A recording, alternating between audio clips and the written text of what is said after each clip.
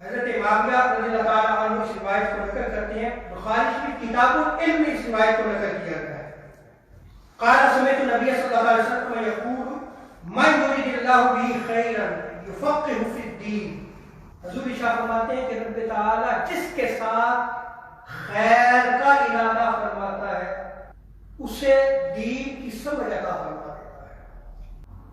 سو جسے دین کی سمجھ ہو، تعلق کہاں سے جڑتا ہے؟ رب تعالیٰ سے۔ رب تعالیٰ نے ارادہ فرما لیا اور اس کو جو ہے وہ فقیہ بنا دیتا ہے، دین کی سمجھ عطا فرماتا ہے۔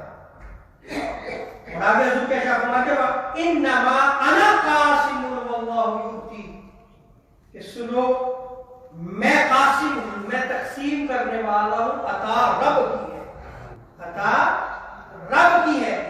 تو یہاں پھر تعلق دیکھ لیں، سب سے پہلے فرمایا کہ جس سے اللہ تعالیٰ بلائی کا ارادہ فرماتا ہے اسے علم عطا فرماتا ہے، اسے فقیہ بنا دیتا ہے، لیکن تقسیم کرنے والا میں ہوں، اسے میرے در پہ آنا ہوگا۔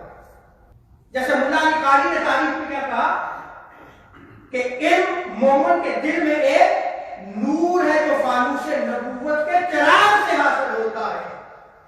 تو جہاں سے تقسیم ہوتا ہے، اگر اس عالم کا تعلق اس کے ساتھ محبت و عشق والا نہیں ہے، اور اگر جو ہے وہ خیرات وہاں سے نہیں لیتا، تو اس کا علم نافع نہیں ہو سکتا، کیونکہ تقسیم کہاں سے ہو رہی ہے؟ تاجدار کائنات کی طرف سے، اور قیامت تک یہ تقسیم جاری رہے گی۔ یہ یاد رکھ لیں کہ یہ تقسیم جو قاسمیت کی شان ہے، یہ صرف صحابہ کے دور تک نہیں تھی، یہ قیامت